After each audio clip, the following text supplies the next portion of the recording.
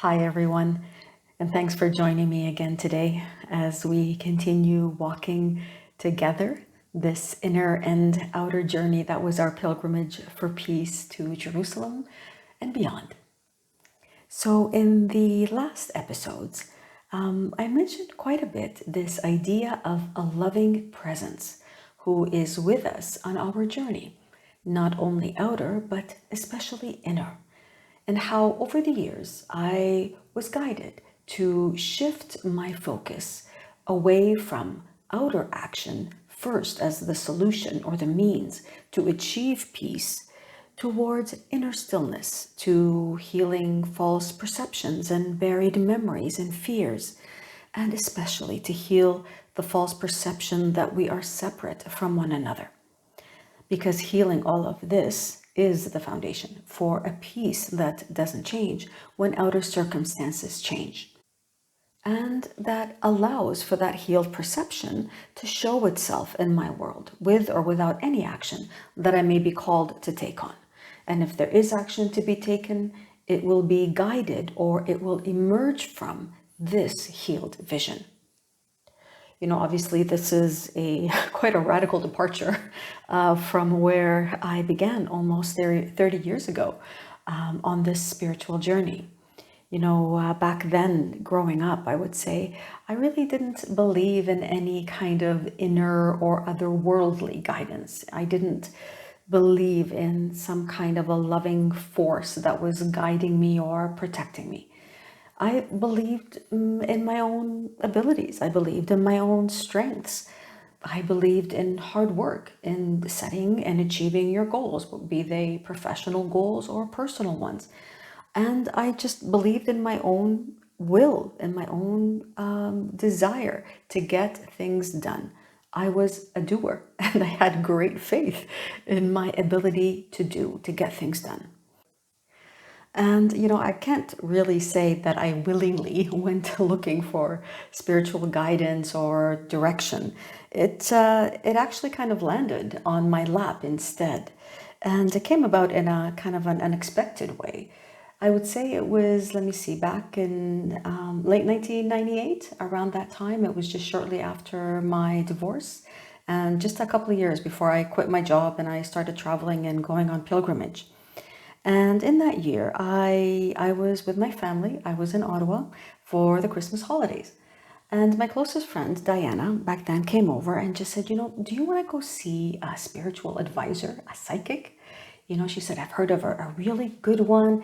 And I think, she might be just what you need right now to get out of this funk, that you're in right now, because, you really seem uncertain. You're kind of flailing and you can't seem to find a way to kind of move from the stuck place that you're in right now or that you find yourself.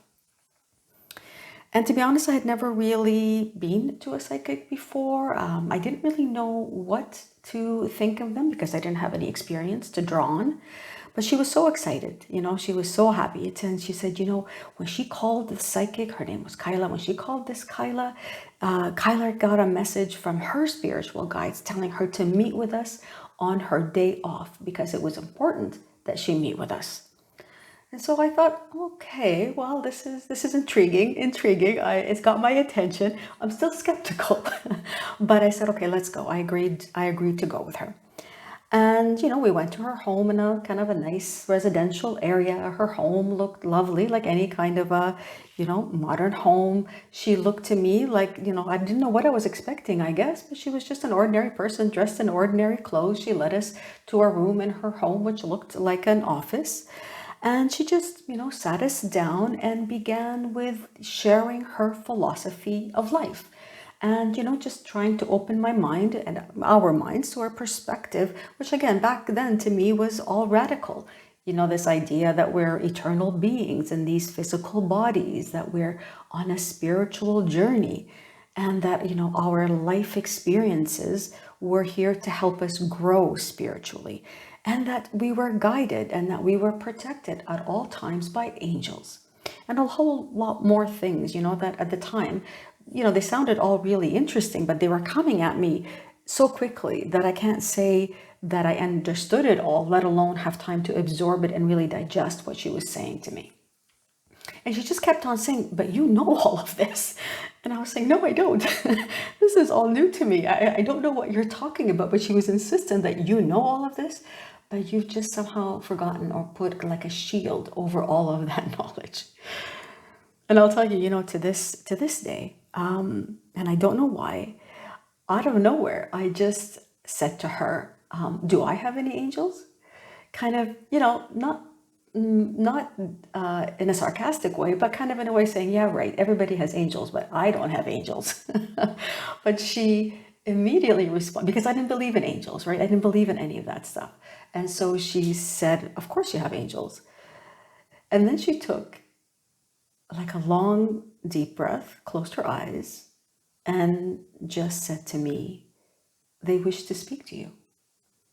Please don't ask any questions until I finish. You could hear a pin drop in that room at that moment. I just stared at my friend Diana, and I was like, I don't know what's happening here. I felt every hair on my back stand on end. But I stayed quiet, and all you could hear in the room actually was the whirring of the cassette player that was playing back then. And after she took a couple of deep breaths, she just started speaking. And these are the words that were delivered, that came recorded on that cassette player that night. And here's their message. And she said, greetings and salutations, daughter of light. We wish to acknowledge all the enterprises you have undertaken for your healing. We see you and see the ravages that hurt has caused to your heart. We know this to be a fact and have deep and abiding compassion for you. The story of your life will unfold chapter by chapter, and not necessarily in the correct order. You do not have a profound appreciation yet for the efforts we have made on your behalf. They have led you into uncharted territories and unsafe waters, and you desperately crave safety and solitude. Momentous consequences will present themselves to you, but all in good time. The journey unfolds, and not necessarily in apparently correct sequence. The danger is not usually from outside. It is from within. You must appreciate that healing takes place as an unfolding and not as a linear process, step 1, step 2, step 3. Rather, at times it seems to go more in circles. You have made wise choices. Why do you berate yourself? And you will make good ones in the future. We remain your obedient servants and close with love. Even to this day, reading these words, which, I didn't expect to feel emotional, but I feel the emotion welling up in me. I feel the tears that are kind of brimming right now, all this time later. I guess attesting a little bit to the profound moment that I was in. Obviously back, as I heard those words back then, the tears were just streaming down my face. I can't even put into words all the love that filled that room, the calm that just was washing all over me, and just brought me a peace that I hadn't felt since all the events of that divorce. It was just all so comforting. Here I was being told, even though I didn't believe and I didn't have an inkling about what she was talking about, here I was being told that I wasn't alone. I had angels who loved me, who hovered all over me, watching over me, who wanted to look after me, who wanted to communicate with me, and who wanted to guide me.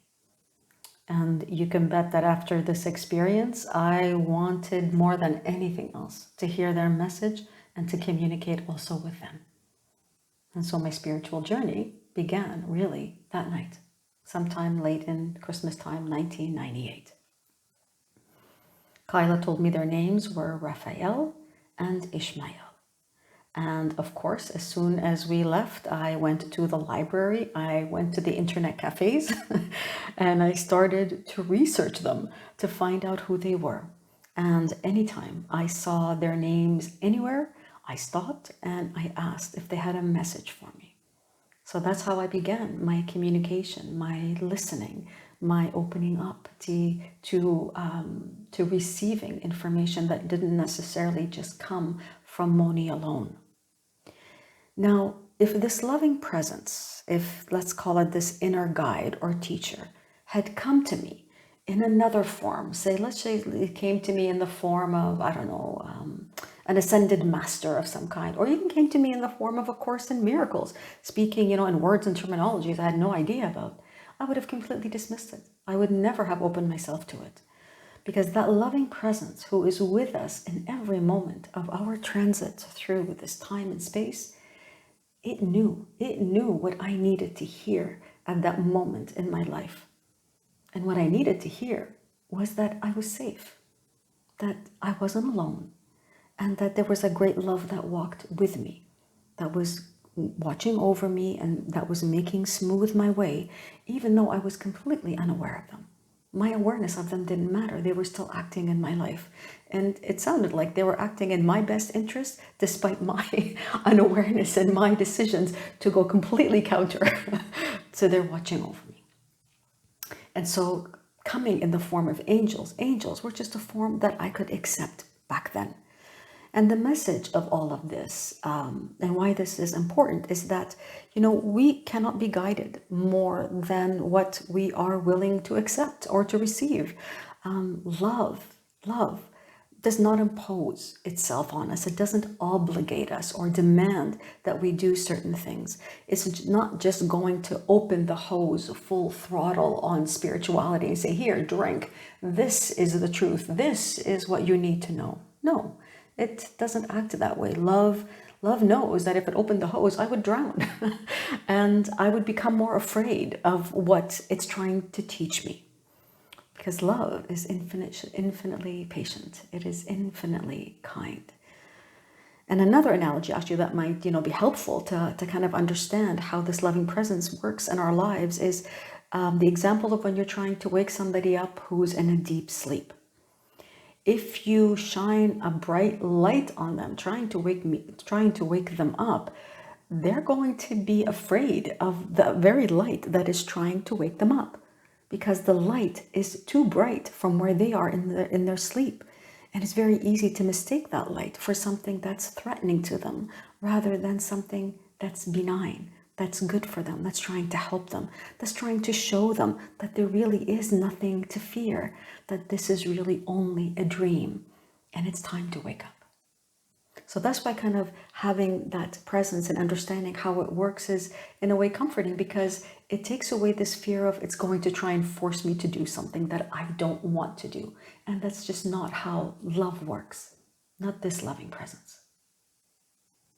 And obviously now, with the benefit of hindsight, I understand that it was exactly the same thing that was happening with our walk for peace.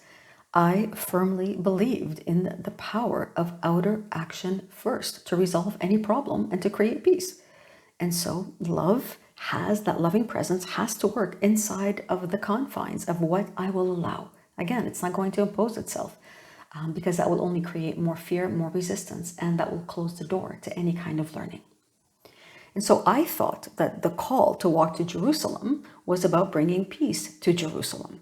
But my guide, from its much higher and, perfectly whole and undivided perspective, knew what I actually needed for my journey, knew what I actually needed to be at peace. It used my sincere desire for peace in the world with my tendency towards action, and gave them the form of a long pilgrimage so that it could bring me along in my understanding of peace, expand it step by step, remove the layers, make me aware, bring to my awareness all of the fears that I had, all of the resentments, all the memories, all the things that need healing, because they were blocking my awareness of the presence of the peace that is within me. That's the approach. That's the approach of that loving guide. You know, it's the awakening that it does, the teaching, the healing, the revealing. It does it through love.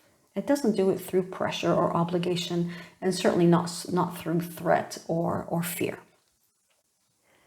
So, if you'll recall from the last episode, I talked about the fear that walking to Jerusalem actually engendered and how I handled it, either by being defensive or by becoming more afraid.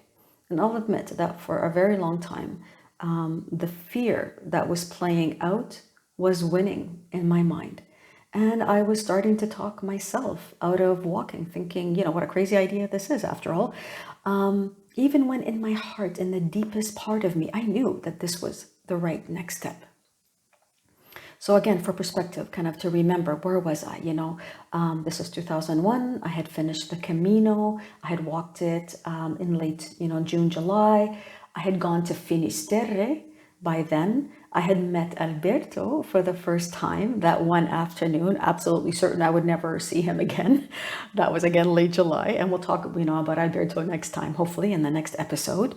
And after that, I had gone to work as a hospitalera in Manjarin. So, we're talking about, this is the summer. And so it would be around like mid-August that I was in Manjarin, mid to late August. And around that time, I got the news that my grandmother in our village of Kfar Hazir in Lebanon had passed away. And that my father had traveled from Canada to be with the family. So I thought, well, I finished the Camino. I wasn't entirely certain what to do. Why don't I go to be with the family and spend some time with my dad and see everybody? And that's what I did. I decided to go to Lebanon and I headed straight there. So by the time, I got there, it was around early September of 2001. What happened in early September of 2001? 9/11 happened. That's what happened. I was in Lebanon when the strikes came and the world entered into a panic. Everybody was panicking. There was fear everywhere. Everyone was afraid of the airports being closed. There was talk of bombs are going to start falling in the region, especially in South Lebanon. Everybody was saying to me, get back to Canada right away before everything shuts down and you can't get out. Not just the airports here, but the airports in Canada or even in the United States. Get out because it's a dangerous time and you don't know what's going to happen. But in a strange way, 9/11 focused me. It was like like a little bit of cold water on my face. It felt like it was the sign that my guides or the less loving presence was sending me, essentially saying to me, enough, no more delay tactics. It is time to walk. Give me the fear. Trust me, trust my voice. I'm leading you. It's time for peace. And so with that, I said yes. I said absolutely yes. I didn't exactly know what I was getting myself into. I didn't know the full implications yet.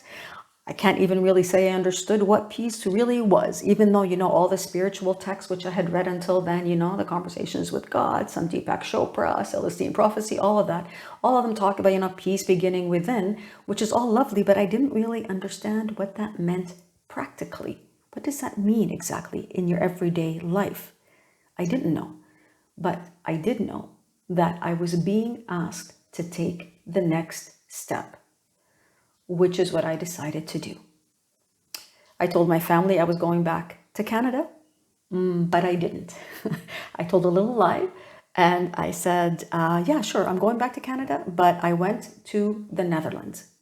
Remember the two women pilgrims who had walked to Jerusalem that I mentioned before? Jeanette, who was a friend of Thomas in Manjarin, who he had called to have her speak with me, and who I did speak with when I was in Manjarin, and she introduced me to Johanna, another pilgrim.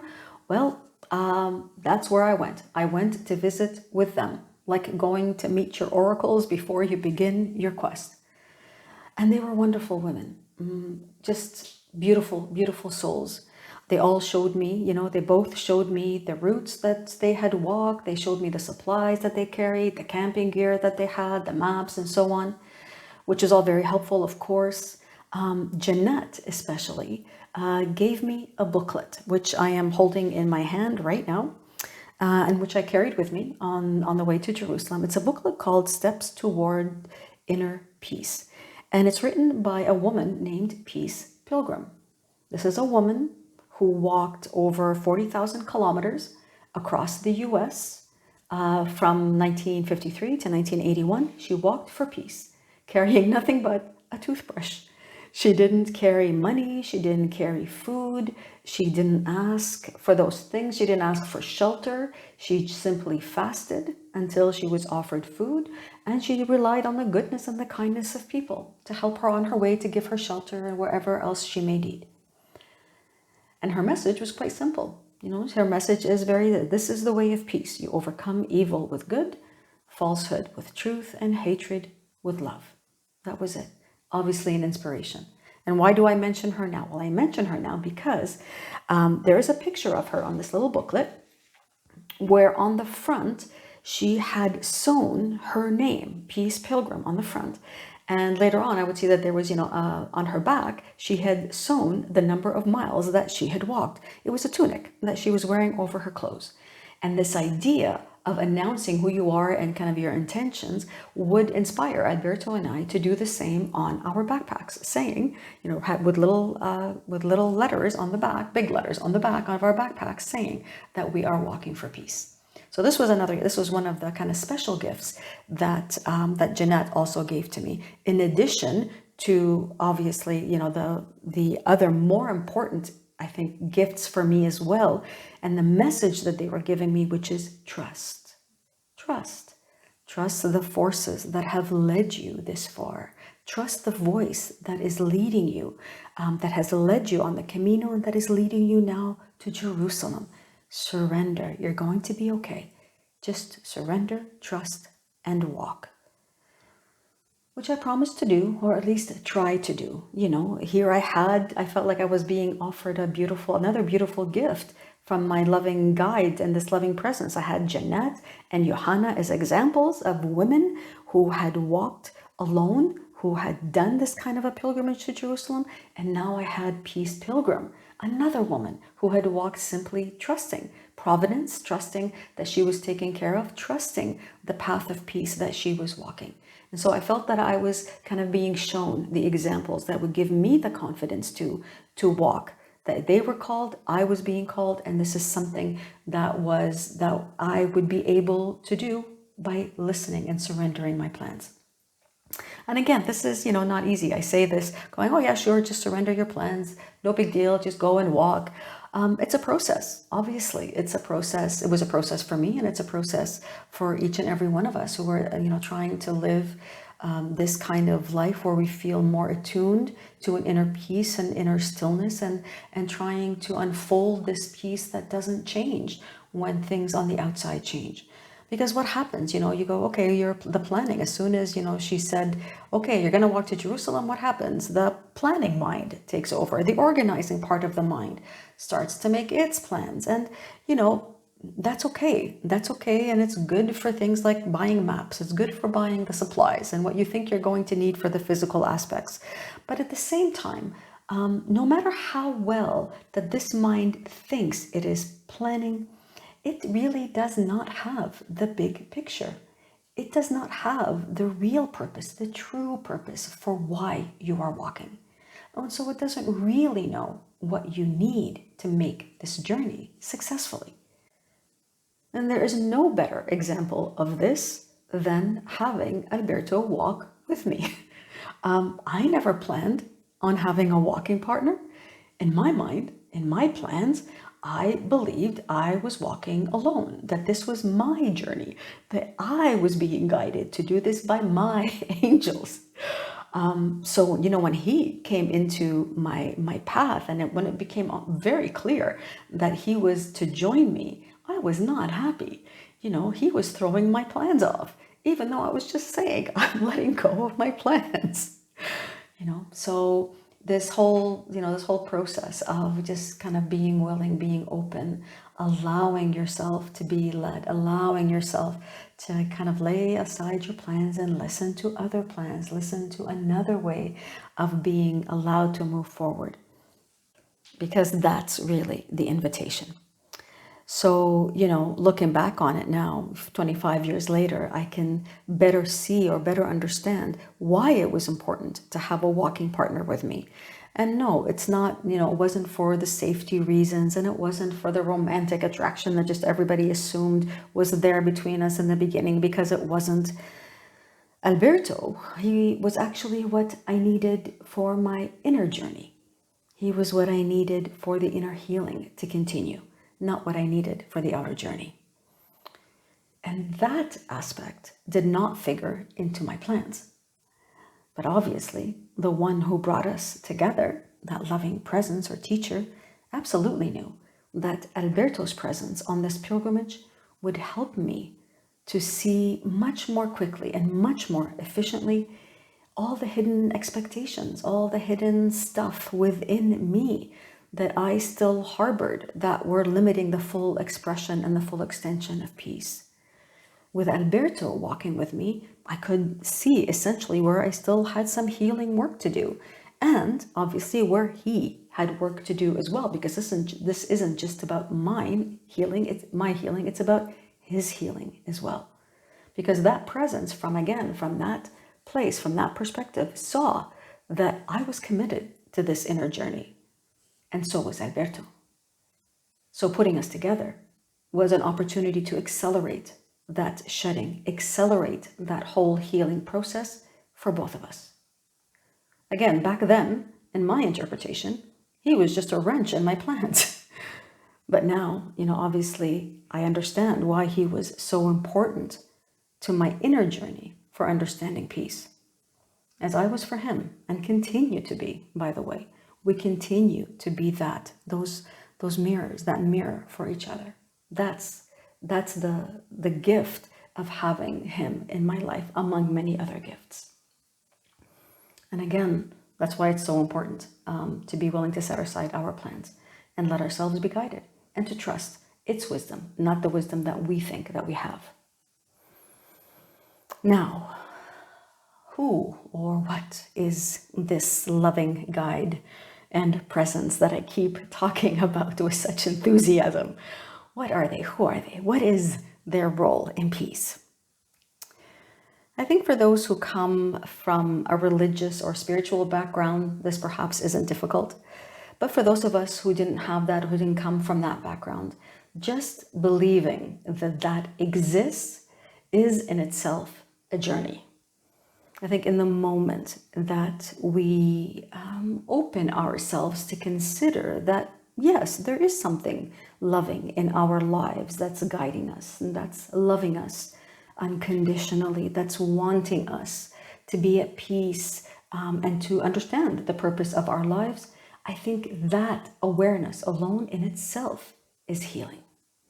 Because it means that we're willing to consider that we are not alone in all of this, abandoned to our devices to figure things out by ourselves and hope for the best. That maybe you'll figure out how you got there and you can make it all work all on your own.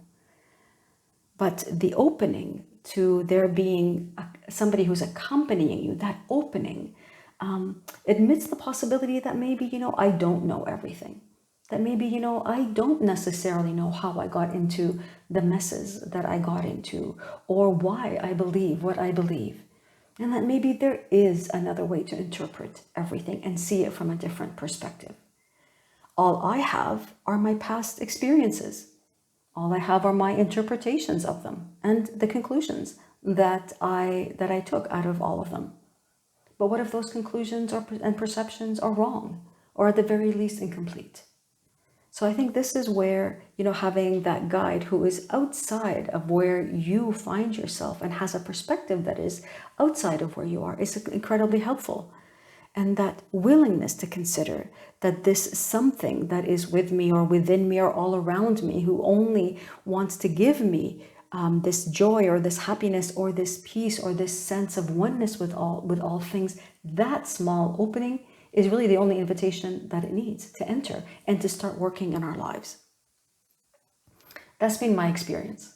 That's kind of how I have felt and seen that hand or that presence working in my life in that way. Again, not imposing, but waiting for the invitation for me to say, well, maybe there is another way. And the name that we give this presence truly is, it's secondary. The name doesn't matter. For me, when I started, obviously it was angels. I called that presence angels. I later called it the universe. I also called it God because I didn't really know how else, to call or to define this all-encompassing love that didn't have any opposites whatsoever.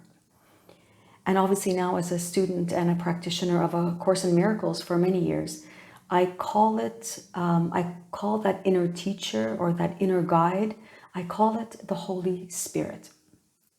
Because that's the definition of a teacher that it uses. I'll just kind of take a little sidetrack and say, the Course teaches that we are spirit, we are not bodies. And so the Holy Spirit is the part of our real self that remembers that it is holy. That's why it remembers that is our real and holy self. We are a Holy Spirit. So, but that can sometimes feel abstract. This whole idea can feel abstract. So oftentimes I like to use a specific figure. And for me, that figure is Jesus. And not specifically the Jesus of the religions or what he has been made out to be. To me, and the way he has come to me and the way that I feel he has presented himself to me is as an older brother, as someone wiser, older, with experience who wants to share what he has learned with me. This is how he came to me during our pilgrimage, and I'll talk about that in another episode. Somebody who's incredibly wise, so loving, so patient, a great master, a master in every sense of the word, a healer, someone I can learn from, and someone whose example I can actually learn and I can follow that example. So that's, one form that works for me, but you can choose any other form that works for you. So for example, it can be a teacher or a saint or a goddess or a guru or any figure from your tradition. It can be an ancestor if that's something that calls to you. It can be nature itself, can be your temple and your teacher. So can all of the spirits that inhabit it in the nature realm. It can be an ascended master. It can be a specific angel. The forms are infinite, truly. And the label or the name that we use is not as important, really, as this accepting of an all-loving, never judging, all-accepting, infinitely patient presence that only desires true happiness and true joy and true peace for you. That's what matters. So whatever figure best represents that for you, that's the figure that I invite you to use. That's it. Now, what does this teacher do with us? He accompanies us, he protects us. That's great. But what does this teacher do? And as a side note, right now, I'm going to, from here on in, just use the masculine pronoun, but feel free to use a pronoun that works for you. Spirit is beyond gender. But while we still believe in bodies that are separate from one another and that we need to use words and symbols to communicate with each other, we do our best. We do our best to use words that include all and that exclude none. And that's what I'm trying to do here. So even though I'm using the word he, which is of a masculine gender, the intention is that I am including all and excluding none. So this teacher, what does this teacher do? Well, our teacher, first of all, he sees us in our wholeness, not in our weakness.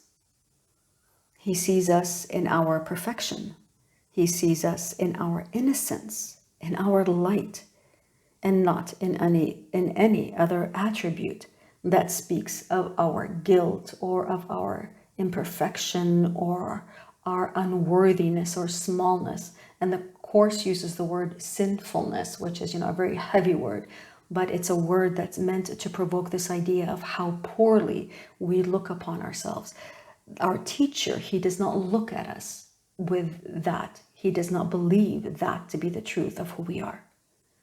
Now, he doesn't need for us, to go purifying ourselves or preparing ourselves in any way to be with him or to sit with him. He already sees us as what we truly are. As I said, he sees us already. He knows that we are innocent, that we are pure, we are holy, we are powerful, and not as we have made of ourselves. We are not the images that we've accepted of who we are, or even the stories that we tell ourselves of what we are.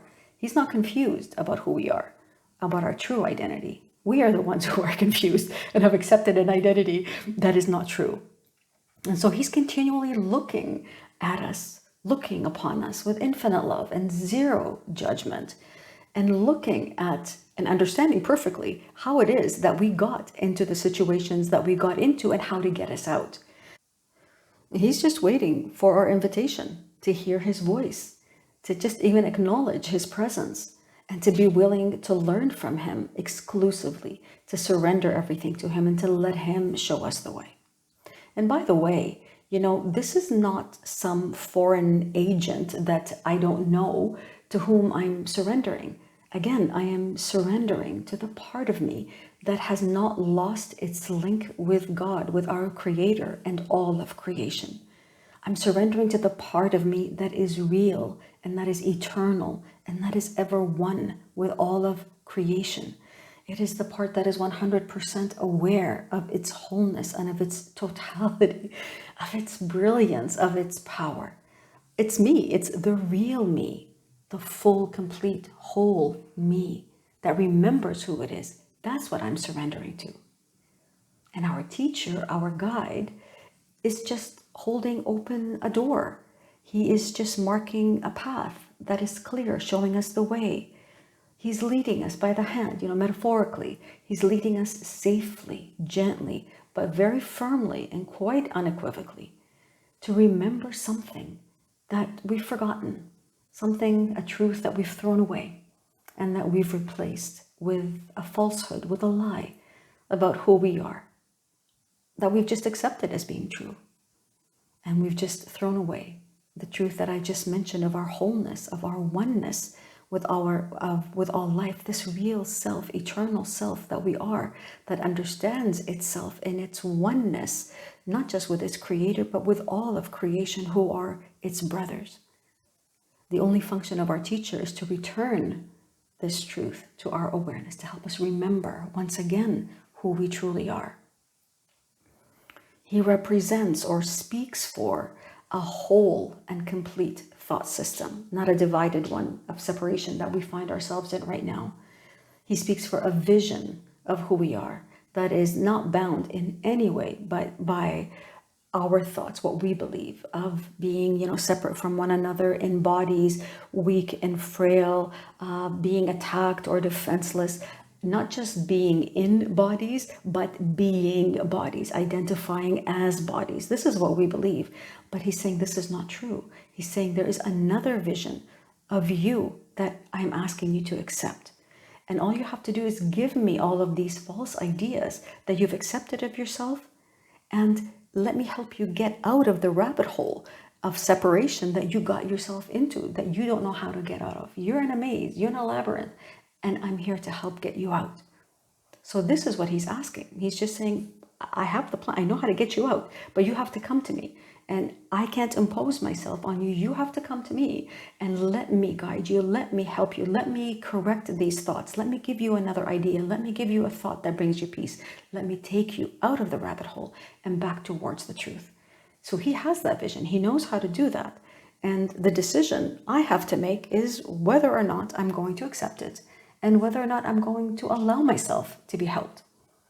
And that's it. This seems like such a big thing, but it's that simple. It's hard for us to believe, especially sitting here from the perspective where we're sitting, identifying as, here I am, Mony, and here is this presence saying to me, I have the way to get you out, and all you have to do is surrender your thoughts and your plans, and I can help you. There's a part that resistance says, well, what do you mean? I know what I'm doing. I know kind of how to get out of it. I'm smart, I'm intelligent. But he's saying, everything that you're thinking is bounded by the ideas that you already have, and not by ideas that are outside of what you already know from your past experiences, from, your memories. There's nothing outside of that you have at your disposal to help you make a different kind of decision. And that's what he's there for. And my part is really to be willing to let go of all that resistance and give it to him and allow him to kind of show me that other way. Show me that vision. And what is this vision that he holds of us? What is it that he's trying to show me? What is it that he's telling me that I've thrown away that is more valuable than anything that I can identify with here in this world or possess in this world? What is it that he's trying to remind me of? And A Course in Miracles, obviously, which I'm going to read to you from now, is incredibly poetic in many of its sections, many of its chapters, speaking about what we have forgotten and who we are, who we truly are. And I just want to read to you just a couple of sections that kind of anchor us in where we are being led, the true temple that we are being led to, the true sacred that he is asking us to look at once again and truly sit with. Who are we really? You are wholly lovely, a perfect shaft of pure light. Before your loveliness, the stars stand transfixed and bow to the power of your will. My real self is holy beyond all the thoughts of holiness of which I now conceive. Its shimmering and perfect purity is far more brilliant than is any light that I have ever looked upon. Its love is limitless, with an intensity that holds all things within it, in the calm of quiet certainty. Its strength comes not from burning impulses which move the world, but from the boundless love of God himself. How far beyond this world my real self must be, and yet how near to me and close to God. That's just one of the many, many phrases that tries to capture into words the essence, the beauty, the greatness, the magnificence of the real self that we truly are. And this is what we've forgotten. This is what the Holy Spirit is trying, or our teacher is trying to bring us back to. But it's there. It's not lost. It's merely forgotten. That's all. It's calling us, always calling us. And we feel it many of us feel it in that quiet longing and this emptiness that there's just nothing in this world seems to be able to fill this ache that calls at you, that gnaws at you, that says there's got to be something else. What is that? What is that that's calling? And the Course describes it in this, which I love. It's one of my favorite sections. I say that about so many sections of the book, but this one is especially beautiful because it speaks about truly our magnificence and what we have left behind, what we've left behind. And it says, listen. Perhaps you catch a hint of an ancient state, not quite forgotten. Dim, perhaps, and yet not altogether unfamiliar. Like a song whose name is long forgotten, and the circumstances in which you heard it completely unremembered. Not the whole song has stayed with you, but just a little wisp of melody, attached not to a person or a place or anything particular. But you remember from just this little part how lovely was the song. How wonderful the setting where you heard it, and how you loved those who were there with you and listened with you. The notes are nothing, yet you have kept them with you, not for themselves, but as a soft reminder of what would make you weep if you remembered how dear it was to you. You could remember, yet you are afraid, believing you would lose the world you learned since then. And yet you know that nothing in the world you learned is half so dear as this. Listen and see if you remember an ancient song you knew so long ago and held more dear than any melody you taught yourself to cherish since. Beyond the body, beyond the sun and stars, past everything you see and yet somehow familiar, is an arc of golden light that stretches as you look into a great and shining circle. And all the circle fills with light before your eyes. The edges of the circle disappear, and what is in it is no longer contained at all. The light expands and covers everything, extending to infinity, forever shining, and with no break or limit anywhere. Within it, everything is joined in perfect continuity. Nor is it possible to imagine that anything could be outside, for there is nowhere that this light is not. This is what we are. This is what we have forgotten, and what our teacher is trying to lead us back to remember and to accept. This is the vision that brings us a peace that stays and that continues extending through us, expanding into our world and beyond. This is why listening to his voice, why accepting his guidance is the most important step that we can take on our journey, because it's the beginning of acknowledging that we want to remember this. We want to accept it. We want to live from that vision of ourselves, not from what we have made of ourselves. That's the only invitation he needs. That's all he needs, that little willingness for you to want that too.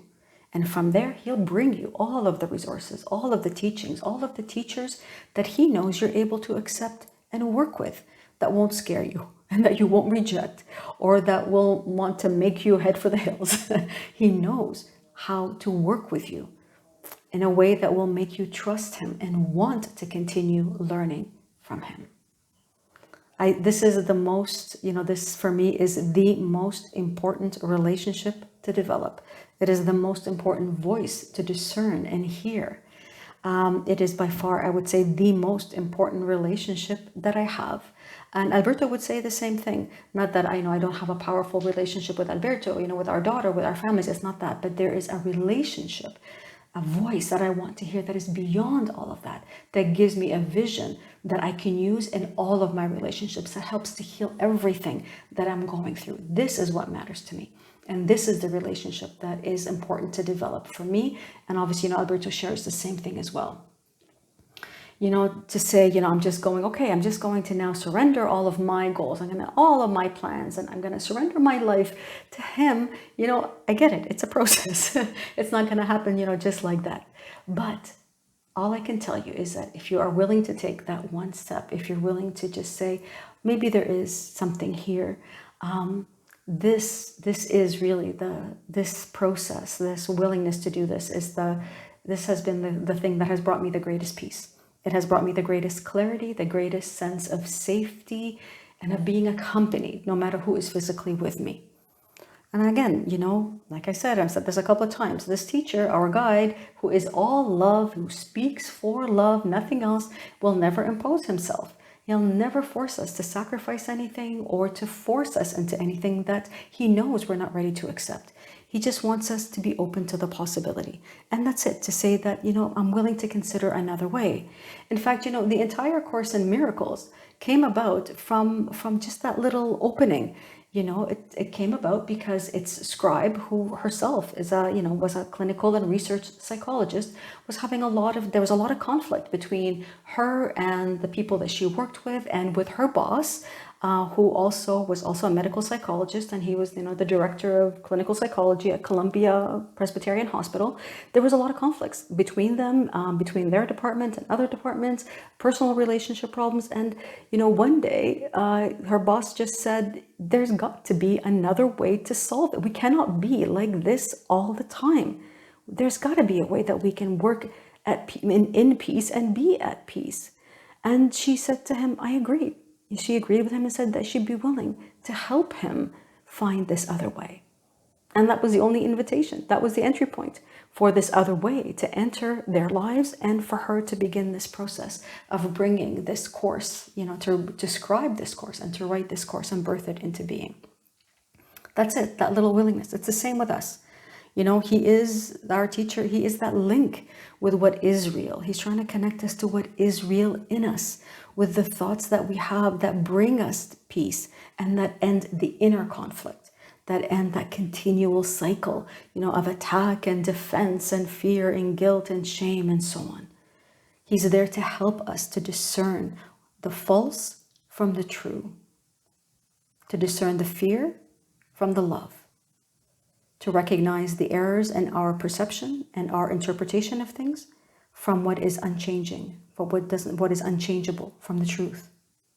He's essentially trying to move us, guide us from a thought system or a paradigm of fear and separation that we've accepted as being real and true, and where we find ourselves right now, to a thought system, or to the truth of our love and our identity as love and our oneness with all of creation.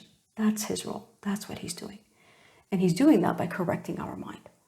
Again, specifically the part of the mind that believes that it's separate from its whole eternal self, from its brothers, from its creator, that believes that it is this body and that it is in this body, that with this identity, that believes that it is this identity, like it's Mony with a personal story and her personal achievements and her problems, her conflicts, her traumas, her past. He's correcting all of that.